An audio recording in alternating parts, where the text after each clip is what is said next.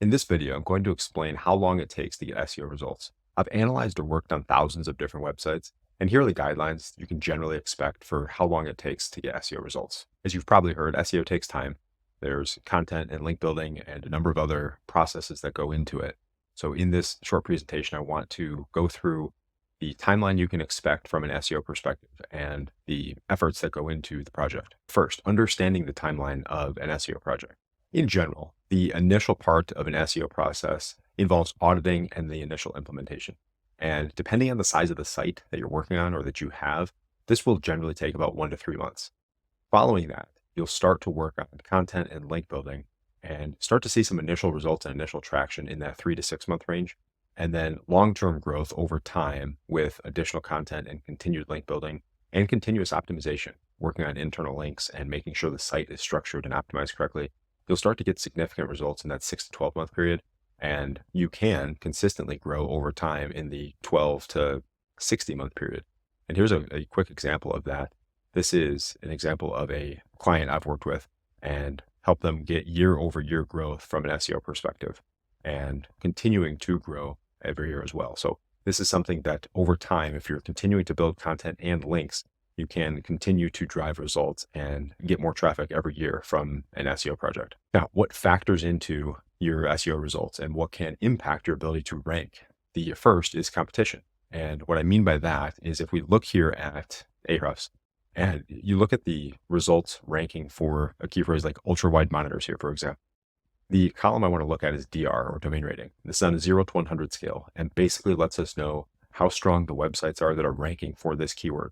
And you have a list of DR 89, 89, 96, 75, 95, 91, 90, 91, 61. So this is a relatively competitive keyword. And if you were entering this market and your domain was not nearly as strong as any of these, it will likely take you a long time to get into the expected range to rank for a keyword like this. On the other hand, if we look at a key phrase like espresso machines here, you can see DRs of 60, 58, 85, 45, 96, 60, 48, and 90. So a little less competitive in terms of the strength of domains ranking for this keyword. So if you were to enter this market and or want to compete for this keyword, your domain does not need to likely be as strong to be able to rank for this key phrase. Next part that impacts your ability to rank from an SEO perspective is content quality. And content quality is subjective, of course, but having high quality, relevant content that's optimized makes it easier for you to get results. And what I mean by that is if we look at this example here, and I've shared this in another video, this is for one of the articles on my site. This is for the key phrase long tail keyword research for Shopify stores. And if you look at the full history of this keyword, before I even had the content, it was not indexed and not shown up anywhere. Then I published the content that was optimized correctly for that key phrase. And immediately it started ranking on page 1. And then over time, as of right now, it's currently at number 3, been as high as number 2 below the official Shopify.com site. So definitely something that when this is done correctly, you can not only rank well, but you can rank extremely quickly as well. And then domain strength, like I mentioned with terms of DR. If your domain is weak, you can still rank. And when I say weak, I mean you don't have a lot of domain strength or domain history or link history. If that is the case, you can still rank for keywords, but you're going to need to make sure all the other factors are set up and structured correctly. Otherwise, it's going to take you a long time and or you're not going to be able to rank for competitive keywords. Now, if you're starting an SEO project, there are some ways to get quick wins and things like on-page optimization, local SEO, and technical audits. These are all things that can be done initially to get some quick wins from an SEO perspective.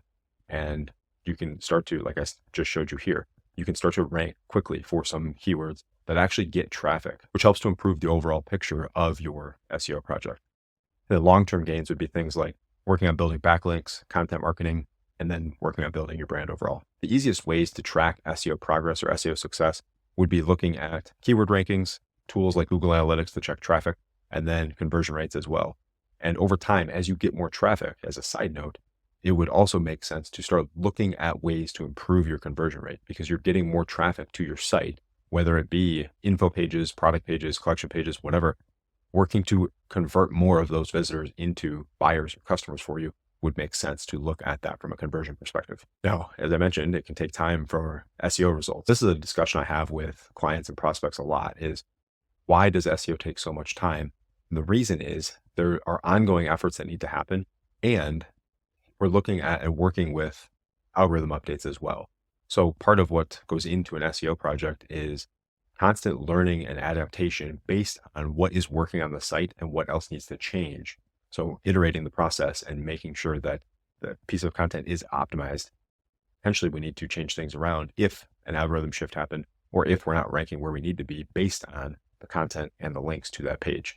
And then consistent efforts, like I mentioned, regularly updating content, working on new internal links, working on building external links, and then following industry trends and algorithm updates to make sure that if there is a big shift in what needs to be done from an SEO perspective, that we know what needs to be done and we can work to that. And then optimizing for sustainable growth. So what needs to happen to work on sustainably growing a website over time is content, links, and being able to adapt to change, like I mentioned. The two major factors that have historically worked to rank content and provide traffic for websites is quality, relevant, optimized content and quality, relevant links from trusted websites. And the way to continue to work on those two processes is keyword research, internal links, and then building links from external sites as well to prove to search engines that your site is relevant and authoritative. And then obviously being ready to adjust to algorithm updates and changes and new things like generative AI search that is more prominent within search engines. So in conclusion, when you're starting an SEO project, I would recommend setting realistic and understanding realistic expectations and understand that it takes time. And once you realize this and understand this, it's likely you'll have a more positive experience as the SEO work is being done on your project. Those are the factors for how long it takes to do an SEO project. Hopefully you got some value from this, and I'll see you in the next one.